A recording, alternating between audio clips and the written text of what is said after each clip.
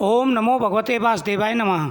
स्वागत है आप सभी का मेरे YouTube चैनल पर। मैं हरिओम शर्मा आज आपको मोहिनी एकादशी की व्रत कथा, विधि व नियम के बारे में जानकारी दूंगा। इस कथा के श्रवण करने से हर प्रकार की मनोकामना पूरी हो जाती है। धर्मराज युधिष्ठिर कहने लगे कि हे प्रभु, वैशाख मास के शुक्ल पक्ष की एकादशी का क्या नाम है तथा उसकी क्या विधि है? उस दिन कौन सी कथा सुननी चाहिए और किस देवता का पूजन किया जाता है? भगवान श्री कृष्ण कहने लगे कि हे धर्मनंदन, मैं आपको संपूर्ण कथा सुनाता हूँ।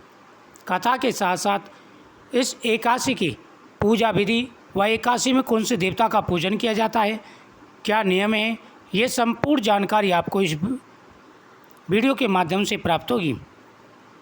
भगवान श्री कृष्ण कहते हैं, हे राजन, एकादशी के दिन व्यक्ति को सुबह स्नान करते समय गंगा का ध्यान करना चाहिए। उसके बाद में स्नान के बाद में सूर्य देव को अर्घ्य देना चाहिए। उसके बाद में पितरों का आह्वान करें, पितरों की भी पूजा करें। उसके बाद भगवान मधुसूदन का पूजन करना चाहिए। मधुसूदन भगवान की पूजा करते समय ओम नमो भगवते वासुदेवाय नमः मंत्र का जाप करें। सबसे पहले भगवान को स्नान कराएं, उसके बाद में चंदन का टीका लगाएं, फिर भगवान को वस्त्र धारण कराएं। उसके बाद में नैवेद्य अर्पण करें, तुलसी पत्र अर्पण करें। फिर भगवान के सामने दीपक जला करके हाथ में जल लेकर के संकल्प करें कि हे प्रभु, आज मैं पूरे दिन निराहार रहूँगा, आप मेरे शरीर की रक्षा करें और मेरे व्रत को आप स्वीकार करें। उसके बाद में इस कथा का श्रवण करें। एक समय की बात है, श्री रामचंद्र जी बोले कि हे गुरुदेव, वशिष्ठ ऋषि से भगवान श्री रामचंद्र जी ने प्रार्थना की कि हे गुरुदेव, कोई ऐसा व्रत बताइए जिससे समस्त पाप और दुख नष्ट हो जाएं। सीता जी के वियोग में मैंने अनेक दुख भोगे हैं, अतएव आप कोई व्रत बताइए। महर्षि वशिष्ठ बोले कि हे प्रभु, हे राम, यद्यपि आपका नाम स्मरण करने से ही मनुष्य पवित्र हो और शुद्ध हो जाता है, फिर भी लोकहित के लिए आपने बहुत ही सुंदर प्रश्न किया है। वैशाख मास के शुक्ल पक्ष में जो एकादशी आती है उसका नाम मोहिनी है।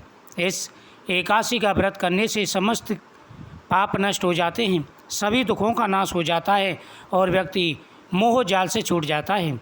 अतएव दुखी मनुष्य को यह व्रत अवश्य करना चाहिए।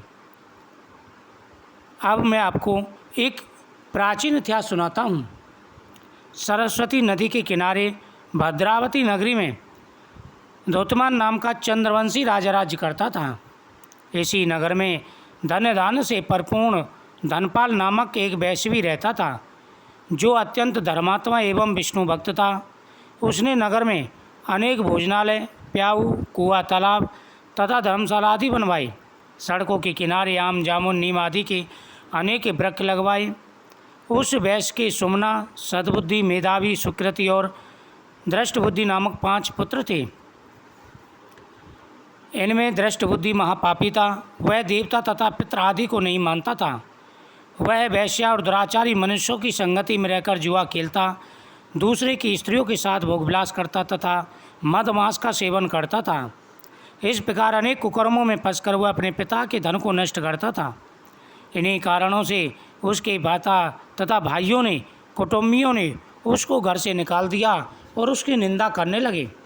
सभी कहते कि अरे पापी, तू बड़ा पापी है, हमारे कुल को कलंक लगा रहा है, इसलिए हमारे घर से निकल जा।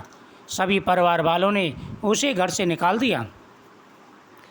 घर से निकाल देने के बाद सब धन नष्ट हो जाने पर वैश्याओं तथा दुष्ट संगी साथियों ने भी उसका साथ छोड़ दिया। क्योंकि उसके पास धन नष्ट हो गया था तो सभी उसका साथ छोड़ करके चले गए। अब वह भूख और प्यास से अत्यंत दुखी रहने लगा।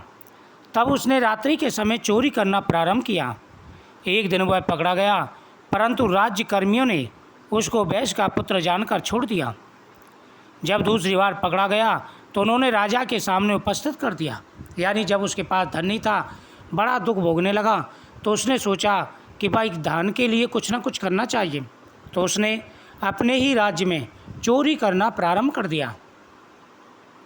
कई बार वो पकड़ा गया, लेकिन लोगों ने वैश्य का पुत्र जानकर के उसे छोड़ दिया, लेकिन जब कई बार ज़्यादा परेशान उन्होंने किया तो सभी लोगों ने उसे पकड़ के राजा के सामने उपस्थित कर दिया।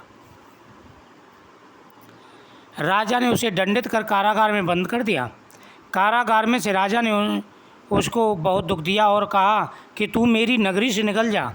राजा ने उसे कारागार में डाल दिया, अनेक प्रकार के दुख दिए। फिर राजा ने कहा कि दुष्ट, ऐसे व्यक्ति का मेरे राज्य में कोई काम नहीं, जा, मैं तुझे मृत्यु दंड तो नहीं दे रहा, लेकिन राज्य से निकालता हूँ, तू मेरी नगरी से चला जा। राजा ने उसे अपनी नगरी से निकाल दिया। वह नगरी से निकल वन में चला गया और वन में धनुष बाण से पशु पक्षियों को मारकर खाने लगा। इस प्रकार से वह पापी पाप पर पाप करता हुआ घनघोर कष्ट भोगने लगा। एक दिन वह पापी भूख से दुखित होकर खाने की खोज में कौटन्य ऋषि के आश्रम में जा पहुंचा। बैसाख का महीना था। उस समय कौटन ऋषि गंगा स्नान करके आ रहे थे। उनके भीगे वस्त्रों के छींटे पड़ने से उसको कुछ सद्बुद्धि प्राप्त हुई और वह मुनि के सामने हाथ जोड़ करके कहने लगा कि हे मुनि, मैंने अपने जीवन में अनेक पाप किए हैं। बैसाख का महीना था, गर्मी बहुत हो रही थी, तो वह अचानक से कौटन ऋषि के आश्रम में चला गया। कौटन ऋषि उस समय गंगा स्नान करके आ रहे थे। अचानक उनके वस्त्रों के छींटे उस पर पड़ गए, जिससे उसे कुछ सद्बुद्धि प्राप्त हुई और वह ऋषि के सामने कहने लगा कि हे ऋषिवर, कृपा करके मेरा उद्धार कीजिए। मैंने अनेक प्रकार के पाप किए हैं, बड़ा कष्ट भोग रहा हूँ। मैं आपकी शरण में आया हूँ, आप उनसे छूटने का कोई साधारण और बिना धन का उपाय बताइए। उसके दीन वचन सुनकर ऋषि कहने लगे, तुम बैसाख शुक्ल एकादशी का व्रत करो। इस एकादशी का नाम मोहिनी है, इससे संपूर्ण पाप नष्ट हो जाते हैं। मुनि के वचन सुनकर वह अत्यंत प्रसन्न हुआ और उनके इस द्वारा बताई हुई विधि अनुसार उसने मोहिनी एकादशी का व्रत किया। जब ऋषि के सामने वह गिड़गिड़ाने लगा तो ऋषि ने कहा कि तुम ऐसा करो, मोहिनी एकादशी का व्रत करो, उसके करने से तुम्हें अवश्य ही लाभ मिलेगा। फिर उसने जिस विधि से ऋषि ने बताया था उसने व्रत रखा। वशिष्ठ जी बोले कि हे राम, इस व्रत के प्रभाव से इसके सब पाप नष्ट हो गए और अंत में गरुड़ पर सवार होकर वह विष्णु लोक को गया। इस व्रत के प्रभाव से मोह आदि नष्ट हो जाते हैं। संसार में इस व्रत से श्रेष्ठ कोई व्रत नहीं। इस मोहिनी एकादशी के महत्व का श्रवण पठन करने से 1000 गोदान का फल प्राप्त होता है। प्रत्येक मनुष्य को एकादशी का व्रत अवश्य करना चाहिए। इस दिन झूठ ना बोलें, किसी से अपमानित शब्द ना बोलें, मद मांस का सेवन ना करें। ओम नमः।